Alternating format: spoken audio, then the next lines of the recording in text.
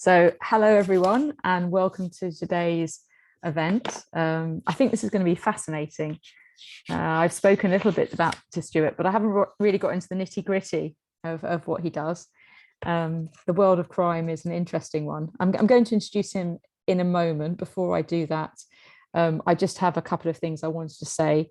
There'll be plenty of time for questions at the end. I know that Jane submitted a question on Eventbrite, so we've got that recorded. We'll get you to ask that question, but I'm sure there'll be plenty of other questions at the end. But as we go through, please do put them into the chat, and we'll come to them. And just to check that the chat is working, can everybody please just say hello and say where you're dialing in from, and maybe what kind of books you write. Or in Kate Nash is an agent, so maybe you'll say what kind of authors you look after. I imagine commercial fiction if you're here today.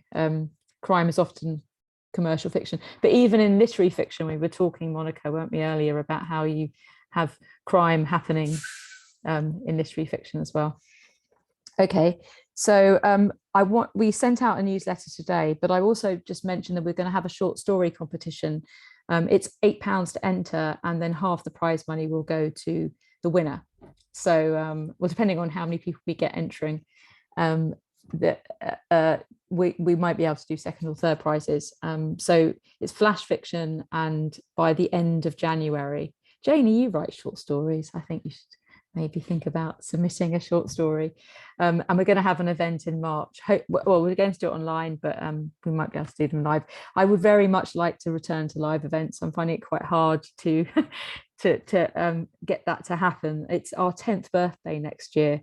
And I would like to have a big party for that. So even if we don't get together before the end of the year, I think maybe we'll do something in April. But there's lots and lots of events coming up. Another thing to mention is that we had last year introduced a gift of membership. So if you wanted to buy any one membership for the year, you can do that. And if you do if you do give someone membership, then you get a £20 voucher to put against your own membership, or any events that you want to book. So have a think about that. And also any referrals. If there are any people that you'd like to join the network, again, we'll give them £20 off, and we'll give you £20 off your membership. So well, £20 voucher, you can use it against events if you prefer, but you could also use it against your renewals. So we've got lots of events coming up. And Monica's just put some of them into the chat, I think. The next one we're doing, Turning Yourself into a Book, is next week. And that's on the 16th. And then on the 17th, we're doing the rescheduled how to deal with editorial advice and work out genre. We rescheduled that because I had to go and try and swim the channel. So, so that should be a really great event. We've got some really cool things coming up. Author Mindset. Our Bike Connects event is going to be on the 30th of November, and we've got an agent speaking at that, Lorella Bella, and Richard Charkin, who's like really senior person in the industry. Someone talking about book vaults and NFT, which are blockchain technologies for books. And one other person, Helen Bagnall, is going to talk about Also Festival. So it should be really nice. It's an evening event, and it's just a chance for people to get to talk about what they're doing. So hopefully you'll think about coming along to that. And I think I'd like to really get started today and introduce Stuart, who's sitting there patiently. I'm going to unmute you and just say, that Stuart he's a former UK police officer who served for 30 years in London and the East Midlands. A large part of his police career was spent as a detective and at various ranks. As a detective chief inspector, he was responsible for leading murder investigations. I can't imagine how interesting that may have been. Following retirement from the police service, Stuart now runs a consultancy called the GIB Consultancy, to help writers ensure that police actions and procedures are accurate and authentic in their books. He also writes books on the subject. He might show us those books of true crime, incorporating police investigations and case studies. So maybe some inspiration for people that want to get their book started. So I'm going to hand over. Oh, Victoria Rose coming in now. We've got one more person. Oh, Monica's let them in. Okay, so if I hand over to Stuart now and let him talk. Hi, can you hear me all right? Yep, that's good. Thanks very much, Justine. Thanks for everybody for tuning in. This is very much a session, hopefully. I'm going to talk for a little while, but it's about the questions that you want to ask. I can't promise I'll be able to answer them all, but I'll do my very best. And if I can't give you the answer now, what I'll promise to do is go away and try and get it for you. So I can't do better than that. I'll do my very best. I've already noticed that there's one or two historical creeping in, which is good. And it's interesting because I've got a little bit on historical research that I can give you a bit later. I thought I'd just start really by telling you just a little bit more about me from a personal background, just so you get the idea of where I've come from and where I've ended up. And then we'll go on to talk a little bit about our perceptions of crime and how we think things go on and how they actually do in reality, and how we can include that in a book if we're writing about a crime fiction book, how we can kind of get our the details that make the difference, I think, bang on, because I think that does help the reader to engage with the book. So I was born and raised in the northeast of England in a town called Gateshead, which is just on the south of the River Tyne. I spent most of my young life there. I went to school there, but something happened when I was a young kid that kind of formulated my approach to what was going to happen in my life, I think, really. We had a burglary at home. We went out shopping, me and my mum, and when we got back, we found that the house had been ransacked, and it was a real mess. All the drawers had been tipped out.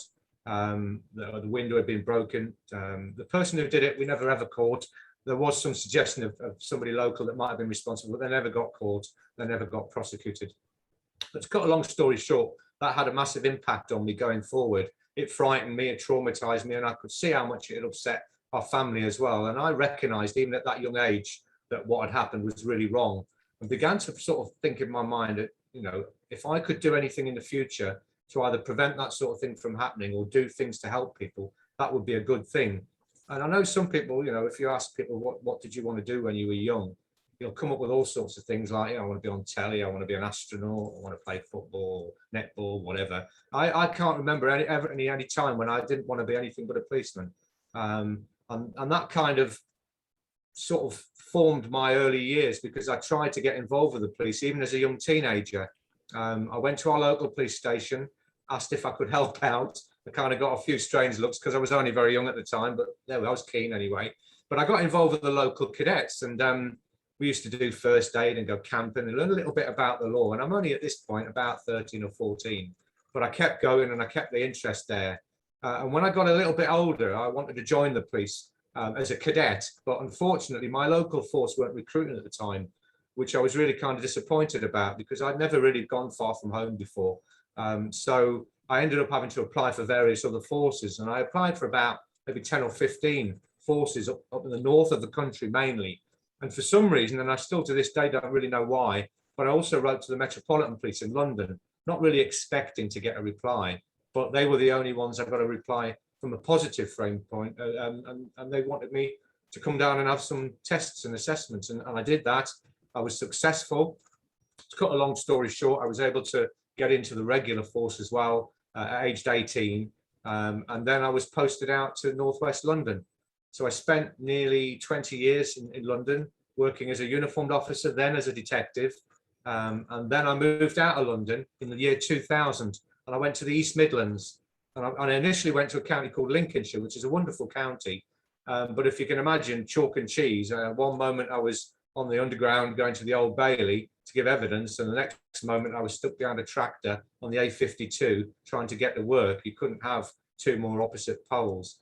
But I spent time in the East Midlands. I got promoted a few times, and the last few years of my police career, as Justine touched on, was spent as a senior detective leading murder cases. So I like to think I've got quite a good background in terms of the law, its procedures, and crime investigation in general. When I reached 30 years service within the regular police, I had a decision to make, and because of the work I've been doing, it had taken quite an impact on me, as it would, as you can imagine, for several years dealing with the most serious crime cases. And the decision was, do I carry on or do I leave? and I decided I was going to try and do something just a little bit different. So I left the police service. I retired from the service, had a very short break to recharge batteries, and then began to think about, well, how can I carry on helping people? Because that's really all I've ever tried to do, really. And I remember one day I was reading a crime fiction book, and there was something in there that just kind of, and I think we're all probably guilty of this a little bit, where if you notice about a subject and you see or read or hear something that's not quite right, you're like, well, that would never happen. That's not very realistic. And that was exactly me reading this book. I mean, it didn't really spoil the book as such, but it was like, oh, I wonder where these writers get their information from. You know, maybe they don't get it and they just go with it, which is absolutely fine. But I wonder where they get their information from, where they do their research and things. And I looked in the acknowledgements. There was no real reference to anybody having been consulted, which again isn't a problem. So I thought about it and I thought, well, I've got all this in my brain about what I've done before and what I know, and it seems a shame for it just to sit there and not to share it with other people. So I just started to fire off some emails to writers. I basically found a list of crime writers in particular and just emailed them and just said, look, here I am. I've left the police now. If you need any help in the future, please let me know and I'll do what I can, kind of thing. And nothing happened. So I thought, right, I'll think of something else to do then, because clearly that's maybe not. And then suddenly I got an email from a lady who was in the Crime Writers Association. And she said, this is fascinating. I've never come across someone like you before that's in your position. So yes, I would like your help because I'm writing a crime thriller at the moment. And there's just a few bits I'm not too sure about. So we began to work together. That was quite a few years ago now. And it really just snowballed from there. Most of the work that I do is often by recommendation. So if I work with a writer and somebody might ask them if they know anybody, they might give them my name. And it's sort of a really enjoyable and rewarding role that I carry out now, where I can still have to really think sometimes about the answers to some of the questions and be able to help writers. And there's nothing more rewarding for me than being able to read their book at the end and to see the little bits, and they're not always there, because sometimes people just want to pick my brains, and then they'll go away and say, well, I'm not going to put that in the book, but now I understand how it works. This is what I'm going to do, and I'm going to work around it. But it's also nice to see you get the odd mention in the acknowledgements of a book as well. That's really nice. And of course, you can then help to promote the book for the author as well, it works both ways. So that's kind of what I do now. I work with writers. Again, Justine mentioned I also write as well. So in 2015, I was asked to chair a panel of crime writers. That sounds like the start of a build-up to a joke, I think, but it wasn't. It was real, and it was ever such good fun. So they had 3 crime writers and a former detective. And one of the crime writers is a man called Stephen Wade, who's a brilliant man from Yorkshire. And Stephen is a crime historian, and he's written many books on true crime and the history of crime.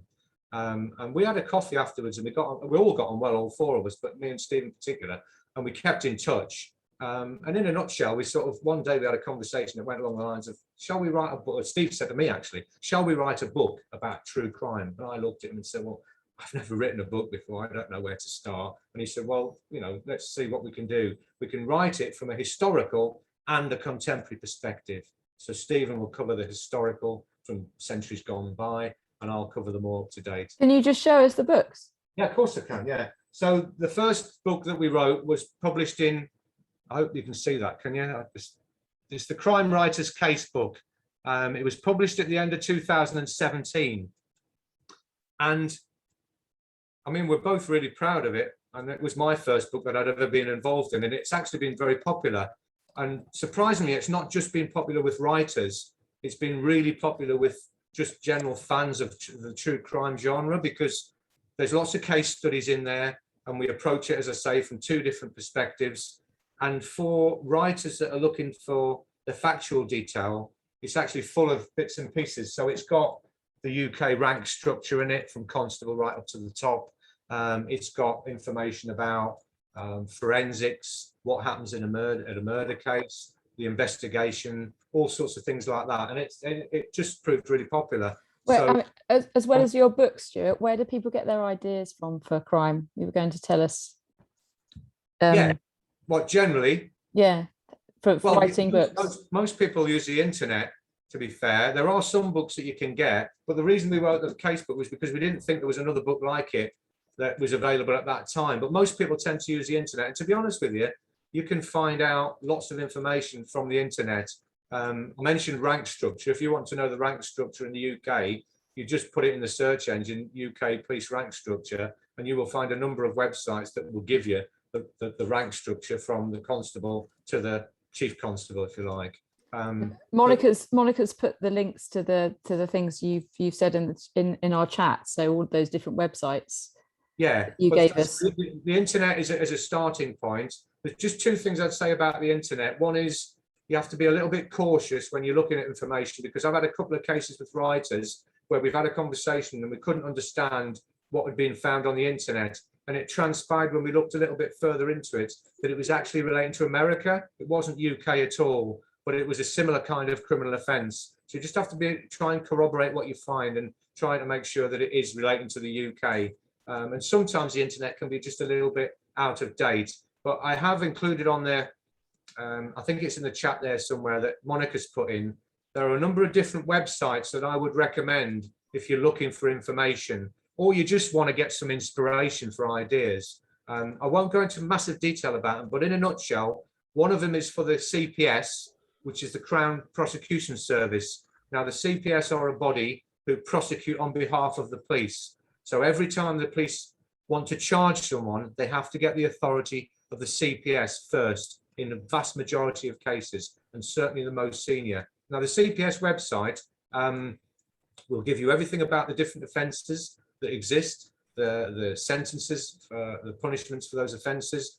There are case studies on there and lots of information. So the CPS website, I'd encourage you to have a look at. Another one is the College of Policing. That's the national organisation that looks after the police in terms of training, career development, that sort of thing. Again, there's lots of information on the College of Policing website. And sometimes if you get the time, it's just worth having a look at these sites, because as I say, you might just get some information that gives you some inspiration or some ideas. Or if you're looking at something in particular, you might find it there. National Crime Agency, as the name suggests, it's the national body. So it used to be regional crime squads. Now it's the National Crime Agency. They deal with national and international crime. So it's high level drug importation, human trafficking, those sort of issues. And again, if you look on their website, there's lots of information about what they do, their structure, and some of the cases that they've been involved in. So these are all kind of fascinating places to just have a look around.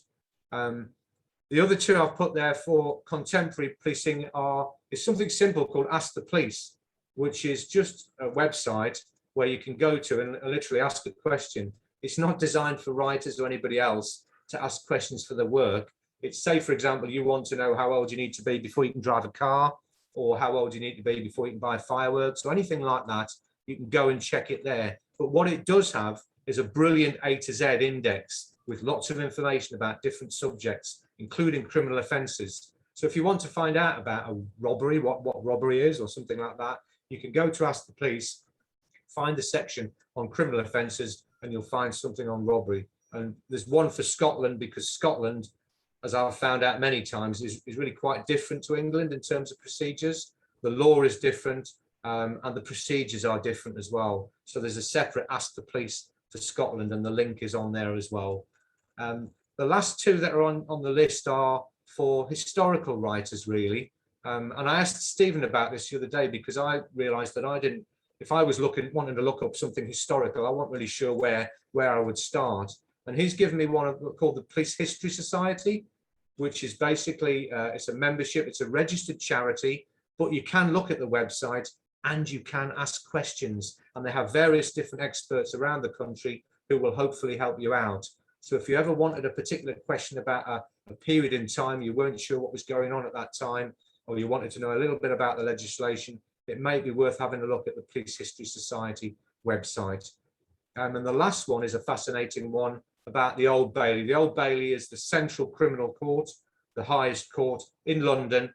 And if you wanted to look at the sort of cases that the Old Bailey have been dealing with, and I'm going back to probably late 1600s into the 1700s, up to the early 1900s, there's a massive database there. You can search it under years, offence type, and various other bits of information. So looking at oldbaileyonline.org, You can trawl through the information. It might give you inspiration. It might help you to check your facts out. Stuart, and they sound amazing, brilliant resource. Nicole said that you also recommended specific television programs.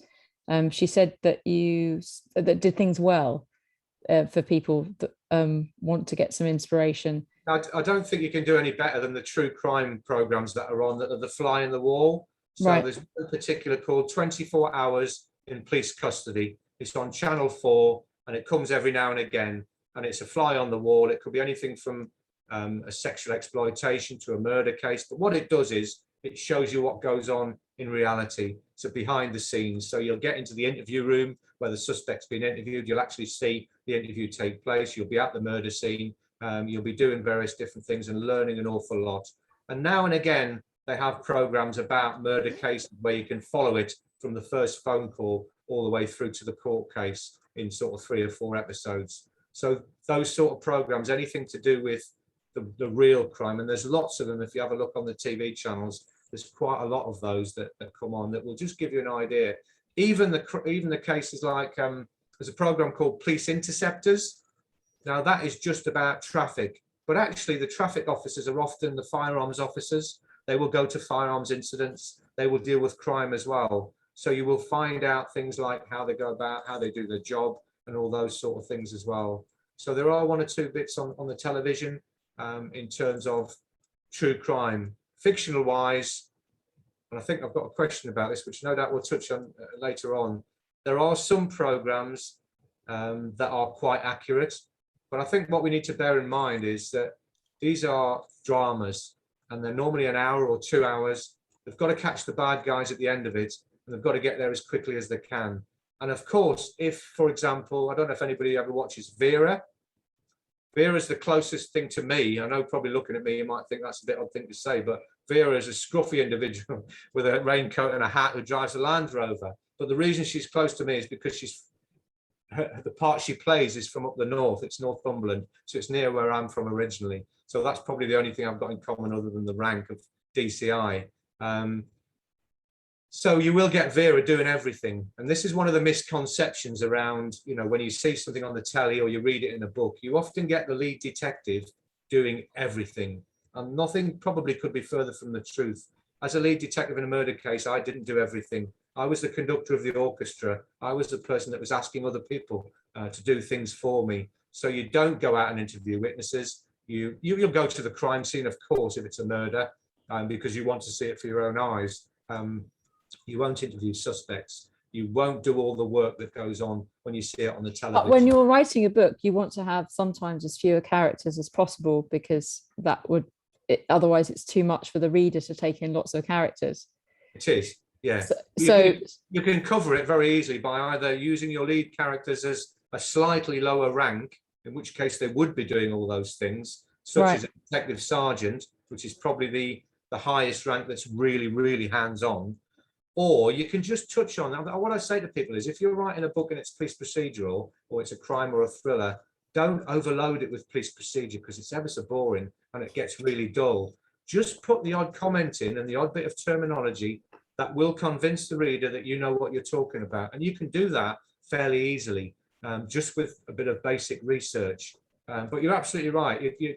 The most important thing is the story. The procedure comes way down the line. But I do feel that if you're going to put something in that's quite important procedurally, it's really good that you get it right, because it does engage the reader, and people do read these books that know what they're talking about. And if there is something in there, for example, you've got DNA from the murder scene and you've sent it off, and 20 minutes later you've got it back, that doesn't happen. I mean, we're getting there. Things are happening much quicker now, but realistically, DNA can take maybe up to a couple of days in some cases to get a result. It can be a lot quicker if it's fast tracked, and it costs a lot of money to do it, but to have it, with a click of a finger is just not realistic. And that sort of thing can sometimes put people off.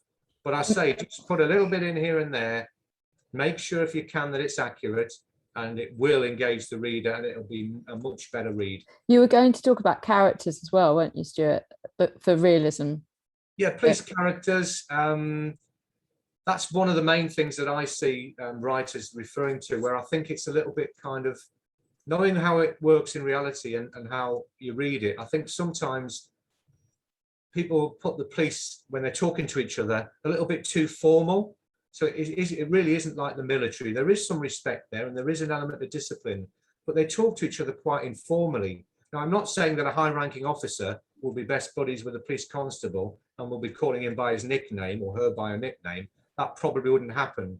But if the two officers were talking to each other, if I was a DCI and was talking to my detective constable, which is one of my staff, I'm not going to call them by their last name. I wouldn't dream of calling them by their last name. Excuse me, Gibbon, can you come over it? Doesn't happen. Never happens. So it's a lot more informal. I'll call him by his name. Stuart, can I have a word? Very informal. If he talks to me or she talks to me and I'm the boss, they're not going to call me DCI Gibbon. Excuse me, DCI Gibbon, because it's very formal. It's respectful, but it doesn't happen. It would be either sir, which is popular, but more popular amongst detectives are the slang terms. So boss is the most popular term. I used to get called boss all the time. I don't mind it. It's respectful, but it's kind of informal. Governor is another one. We hear governor like quite a lot. It happens. Or gov for short. Used to get called gov a lot. I don't mind sir either, or mum if it's a lady or something like that. It doesn't matter to me really, but you do get a lot of formality in some writing where I think it can be toned down just a little bit. What I'd also not call anybody is detective. You know, excuse me, Detective Gibbon, that's an American term. You never refer to somebody as a detective by engaging them by name in this country. It's much more of a kind of a term from America or other countries. And certainly not the UK. And you also, what other kind of misconceptions do people have? One of them was custody length, wasn't it?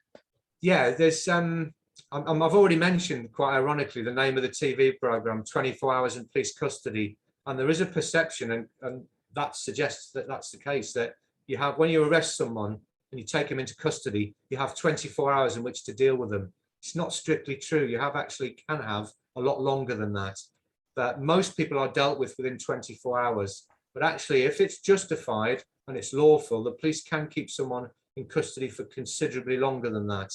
Normally, it's only for the most serious cases, but if a senior police officer authorises it, it can be for up to 36 hours. So that's an extra 12 hours on top of the 24.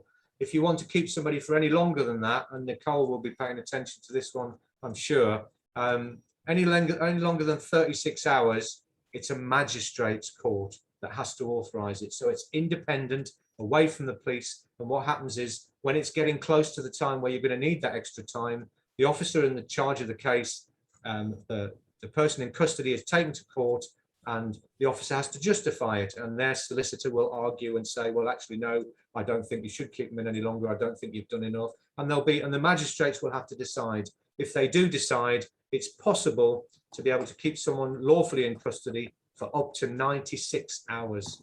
But that's with a couple of checks in place, with a revisit to a magistrate's court.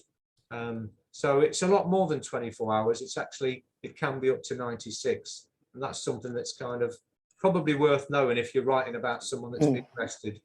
Doesn't always have to be completely within 24 hours. Okay, great. I'm aware that we have some questions. I think there's loads that you can tell us about what you're doing and the misconceptions, and maybe we'll come on to those in a moment. But Jane, when she registered, put in a question. So I'm going to ask her to, and I think it's quite specific on her book, but I think it's quite interesting to hear how you respond to it. So take it away, Jane. Oh, thanks a lot, Stuart.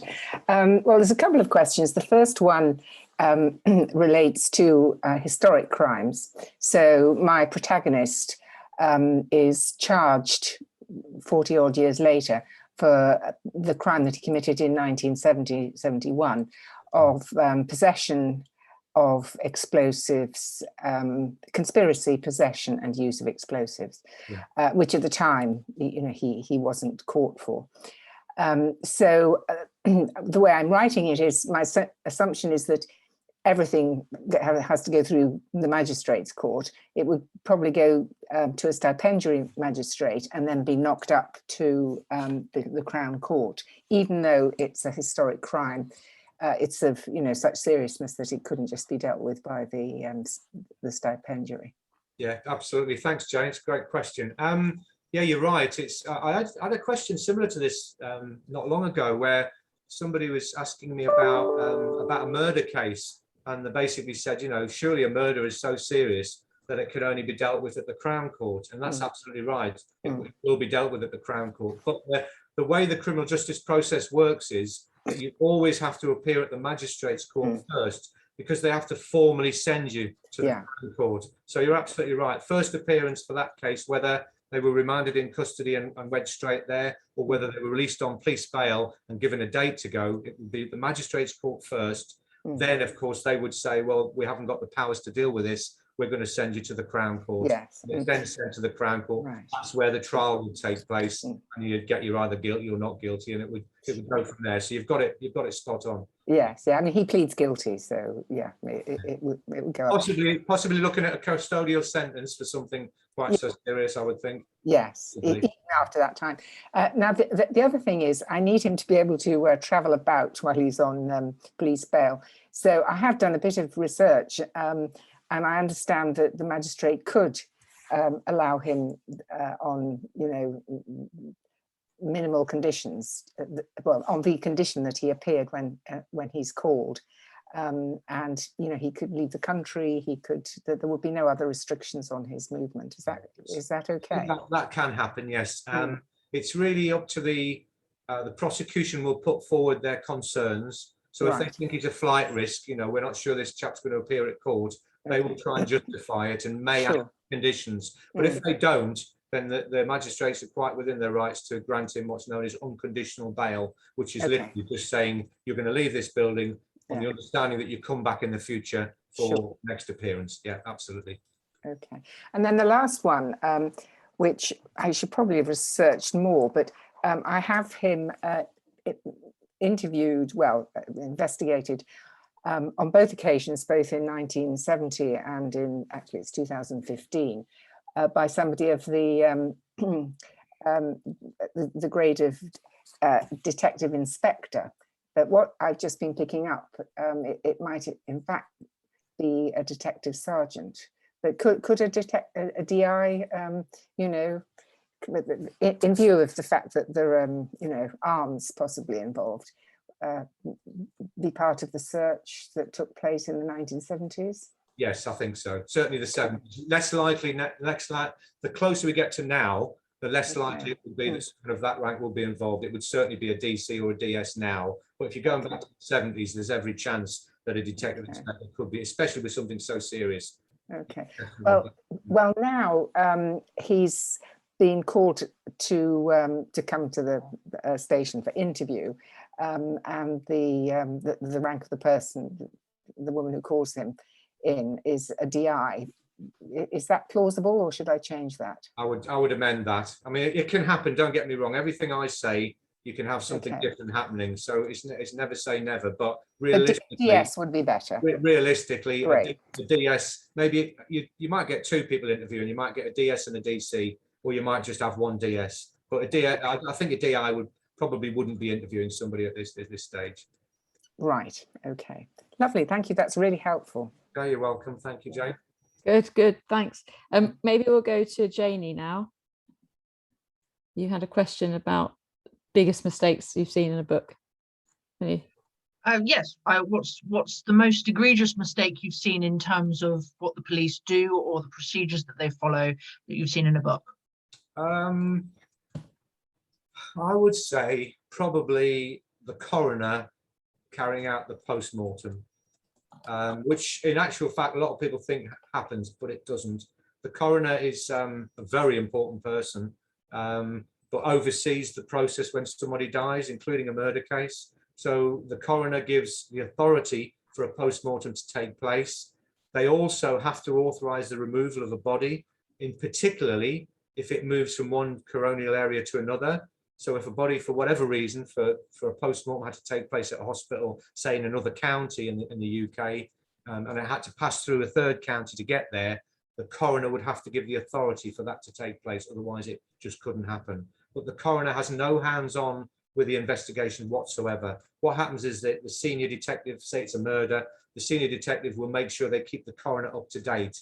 They will ask for permission to carry out the post-mortem. but the post-mortem will be carried out by what's known as a forensic pathologist, which is a specially trained pathologist.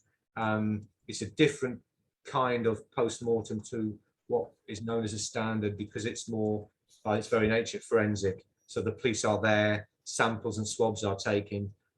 It's looking for evidence in relation to the death to try and find out, what happened. So I would probably say that, I mean, through no fault of the person, because there is a perception that actually the coroner does really get involved and certainly carries out the post-mortem, but they certainly don't. So I'd say that's probably the kind of the biggest one that I would mention.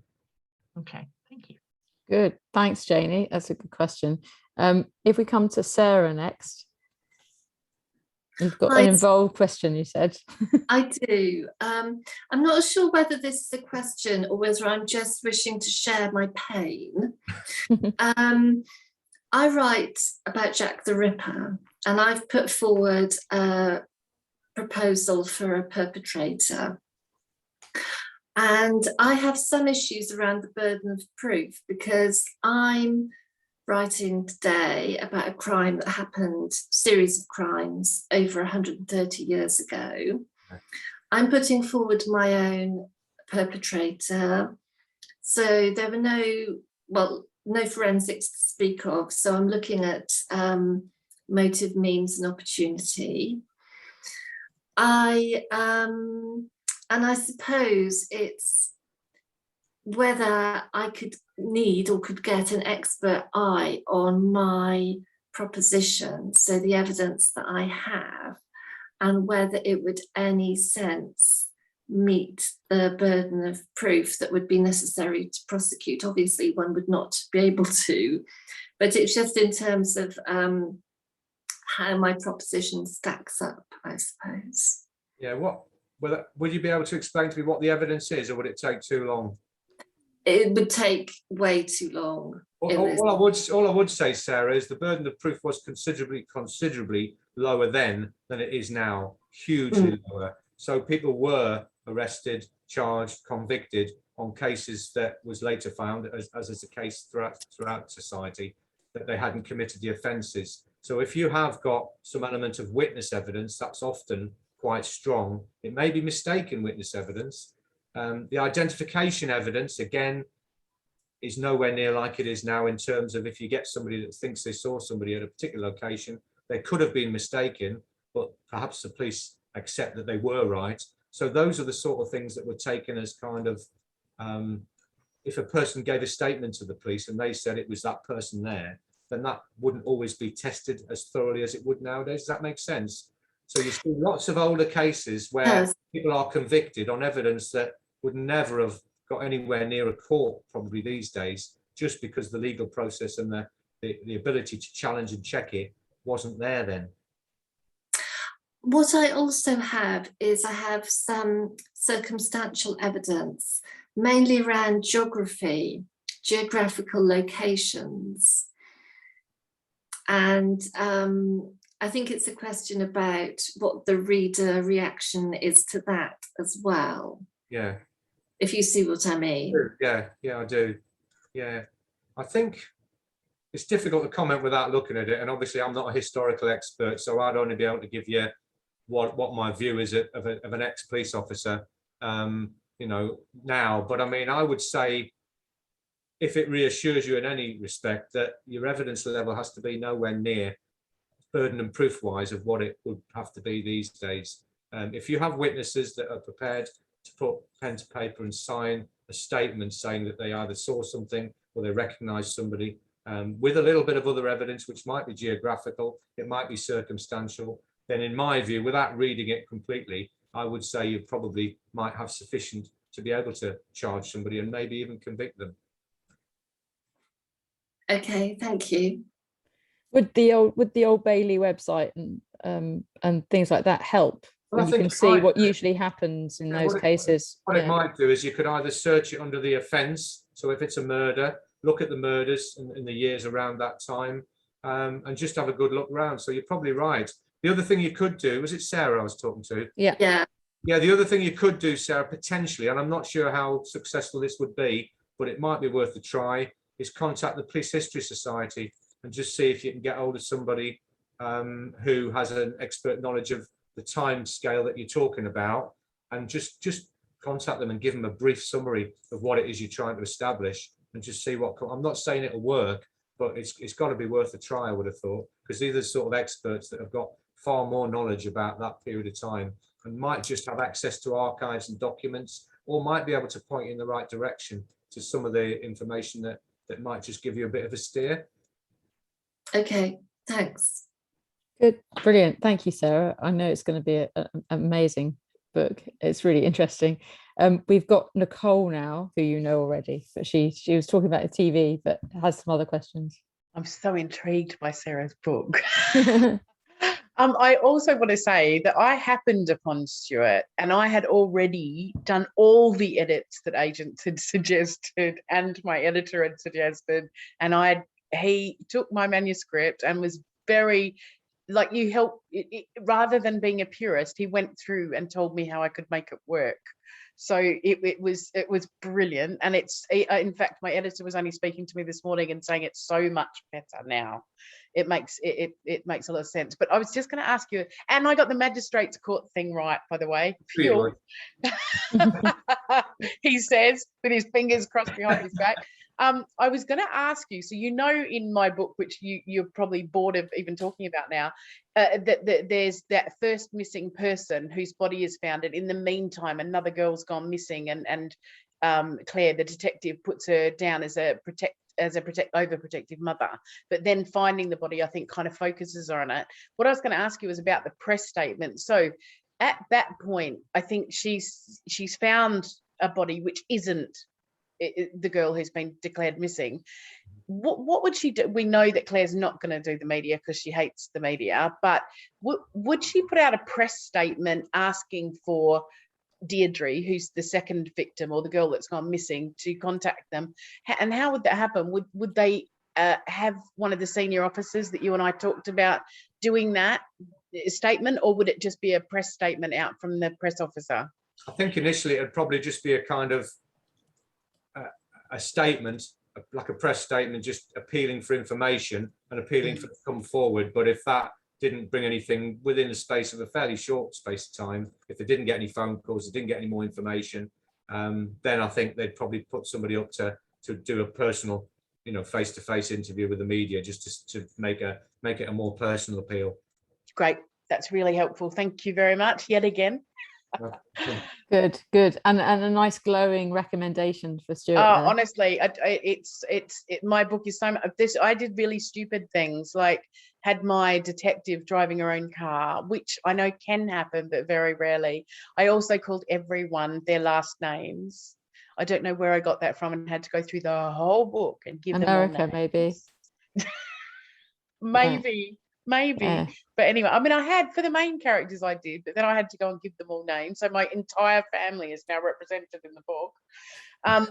But there were so many dumb things, like the custody stuff and CPS, really, that whole process, what I understood from watching television was absolutely not what happened in practice. And I think that was the bit that we spent the most time, didn't we, on the kind of search and seizure, the arrest, the custody, and the custody suite. That bit was massively helpful. And I'll say too, I've bought a lot of crime procedure books, and some of them are useless. And I'm not just saying that because he's here, but his books are really they're really accessible. You can take that information and apply it to your book really easily. Brilliant. Thank you, Nicole. Thank you, Nicole. Always. You want me to tell you about the other books, Justine? Why not? And if anybody's got any other questions, we have a couple that have submitted before, but if anyone here has got any questions, let us know. Stuart, tell us about your other books. I won't bore you for too long, I promise. But book one was the Crime Writers Case book. Book two is called Being a Detective. And it is what it says on the book. It's about being a detective. So it's historical. Detectives were first formed in 1841, 1842, and it used to be that they were based at Scotland Yard. So they had the little briefcase and a trilby hat, and if a major crime happened elsewhere in the country, they would get on the train and they would go there and try and solve it. And bringing it right up to now, where we have cybercrime, telephone scams, it's all in the book. The role of a detective, the training, and it's written from a historical and contemporary procedure. But the way it's different is it's an A to Z. So every letter of the alphabet is covered. So we start off with the ABC principle, which was actually mentioned in a TV program the other night. I can't think what it was now, but it's, in a nutshell, it's assume nothing, believe nobody, and check everything. It's the detective's principle, basically saying, don't make any assumptions, keep an open mind, and let the evidence take you where you need to go. So from the ABC principle through to Z cars and that sort of thing. So there's all sorts in there. And then Nicole talked about custody procedure, which is really important, actually. We started to write some little guides instead of the comprehensive books. And these are just little guides. And that's called A Comprehensive Guide to Arrest and Detention. It covers everything about the power that the police have to arrest, how that's changed, up to what happens when you get to the police station. So detention times, samples that can be taken from you, whose authority, how long the police can detain you, what happens when you're released, if you're released, and if you go to court. So everything about that. So now we're starting to write comprehensive guides on various different subjects. So these will give you some idea of some of the factual information, and hopefully they might give you some inspiration for your writing as well. We had a couple, thank you. And we've got a link in the chat, I think, to your Amazon page. You've published them yourself, haven't you? No, we've got a publisher. You've got a publisher. Yeah, we were quite fortunate because I had no idea, as I mentioned earlier on, when I met Stephen, and Stephen had a publisher. He's got a few different ones, but one in particular, a chap called Roger, is straightforward publishing. He's a one-man team. We use Roger to publish, and it's been great. I mean, the demand is there, so we continue to write. We're just in the middle, or almost towards the end, of a new book, which I'm really excited about, which is hopefully going to come out early next year. So I'm really hopeful that people will find that as useful as hopefully the other ones. So I don't know whether you're a fan of this program. I've never watched it, but someone asked Kay Hutchinson, who's not here, but hopefully we'll look at the recording. She wanted to know, what mistakes did you notice in the Line of Duty, the program and the Line of Duty? You're nodding, Jane. It's probably one of the more accurate programs. Oh, but okay. It's obviously full of artistic license. The sort of things that are going on may happen once in a blue moon, whereas on there, again, it's artistic. It happens in an hour, and it's not a bad program. But the thing that got me, and I'm quite good, the police are renowned for their acronyms. Everything gets an acronym, which drives you mad because you don't know what they stand for, you don't know what they mean. I'm not too bad at them, and I should be after all the years I worked in the police. But of course, they're using new ones all the time. And what did me for the Line of Duty was, in the first episode of the latest series, the first kind of 5 or 10 minutes was just rammed full of acronyms. And they were talking so quickly that it was a different language. And I can't begin to imagine someone sitting watching it at home who didn't know anything about these sort of things would have the faintest idea what they were talking about. So I'd say, if anything, they were probably using too much jargon, too many acronyms, and it is a little bit far-fetched. But that's what seems to make it so popular, because clearly it is, amongst certain people, a very popular program. I suppose there is a balance between telling a story and being accurate. I mean, Nicole said that you've managed to help her. I think what you do is you do the research and you find out from you or your books what's the right thing, and then you work out the story. Yeah, You edit it afterwards. I think so. I don't help people to write their books at all. I'd hate to think I wouldn't know where to start. But what I do is I give them the reality, and then they use it to produce their fictional version. So as long as they understand something, they can work it. As many a times I've advised an author, and they've not used the advice in the book, but I can see where they've taken it, understood it, and made sure that it fitted around the book, which is quite clever, really, to be honest. It's hard. Yeah. Writing a book is hard.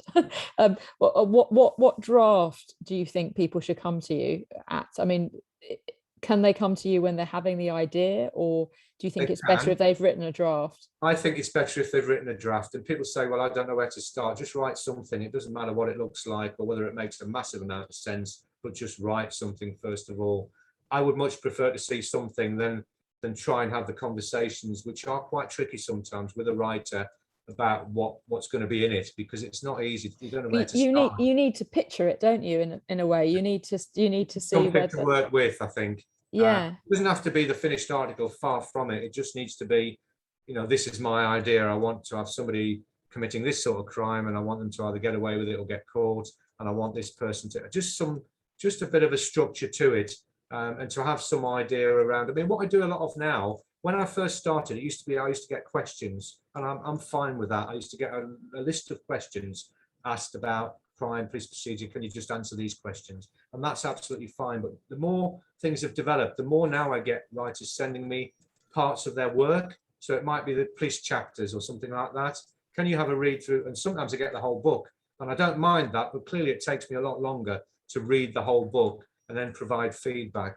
But if I get the chapter, I can just read it, I can make notes, and I can send written feedback saying, you've mentioned this in here, you might want to add this, and I can give them some kind of generic feedback around what they've written so far. So both of those approaches work, but I think I'd much rather have a structure to work with, an idea already. I mean, I've had many conversations with writers where they want to do something, and I've said, well, probably wouldn't happen, and we've managed to come to some sort of a middle ground where you can still write it. It makes perfect sense, and sometimes, as I say, it doesn't matter if if your DI never interviews people and you've got a DI interview and somebody, it's not the end of the world, because it could happen.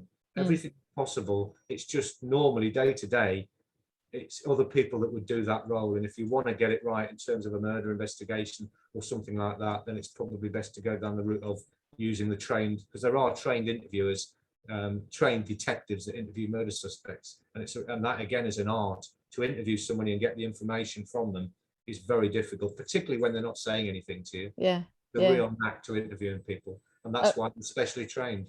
Yes, yeah. And there are people that are good at it and less good at it. And I wonder about confidentiality. If you find a true crime case and you want to write a fictionalized account, is there some copyright around writing about things that have happened? Can anyone? I think you have to be careful. I think it depends what it is. I've read many accounts that have been based on real life. I think one of the things you really do need to do is acknowledge the fact that you're basing it on a real case in your acknowledgement somewhere, because I think that's important. But I don't see a massive problem with it. It depends what you're writing, and it depends whether there's anything in there that can be later on construed as being either critical or slanderous of an individual or an organization. But as long as you're writing a fictional element of work, I don't see an issue with you basing on a real life case. Obviously, people do change the main details, the names, the locations, and will probably change some of the circumstances. But to kind of loosely base it on a real case, I don't really see a massive issue with that. Yeah, so if people are getting a bit stuck, they can go onto the Old Bailey website or one of those websites and get some inspiration. Yeah, those are the cases to look at for the inspiration, because a lot of them are very historical. If you're going to talk about something that's happened recently in the last 10-20 years, then there are likely to be more people who might recognize that and might have a problem with it. But at the end of the day, you're not doing anything wrong. You're writing a fictional work. Sometimes people say to me, I'll always ask them, is your police station a real police station? Do you want it to be a real station in London, for example, or is it a fictional station? If it's a fictional station, the world's your oyster. You can write it whatever you like. I can tell you what it looks like, what the cell smells like, and all those sort of features that you might want to put in there. But actually, you can go where you want with this. You can take as much from me as you need, but the world's your oyster. If you're telling me it's Islington Police Station and you want to get it right, then that's a completely different matter. You've got to then look at being a bit more accurate, or you just don't put those details in. You don't have to go too mad with the detail unless it enhances the story. Brilliant. Well, I think this has been absolutely fascinating. I'm sure going into the detail of it as well would be really interesting for anybody working with you. You seem to know a lot about the subject and has written lots of books, and it's been really useful. I don't think we've got any extra questions, but we're coming up to 4 o'clock now. So I'd like to thank everybody for your questions, and to Stuart for coming along today. I'm going to send an email out afterwards with a link to your website, Stuart, and you'll also have a transcript of this chat, everyone. So you'll be able to see if there's any links that have been put in there. Everyone's being very nice about each other's books. So I don't know whether you've had any secret messages, private messages outside of this common conversation, but like it would be nice if crime writers within Bite the Book supported each other, or thriller writers. So there's, please do try and get in touch with each other, or if you want me to put you in touch with anyone, or any of us to put you in touch with anyone, let us know. But I think just now I want to just say thank you to Stuart for being absolutely brilliant. So thank you very much. And well done, thank you. And we'll see everybody next week on I think it's next Tuesday, on turning yourself into books. So for memoir writers, that'd be interesting. Oh, my light just come on. That'd be an interesting cross section between memoir and crime, if we have anyone that would do both things. Anyway, thank you very much, everyone, and I hope to see you soon. So bye bye. I'm going to stop recording now.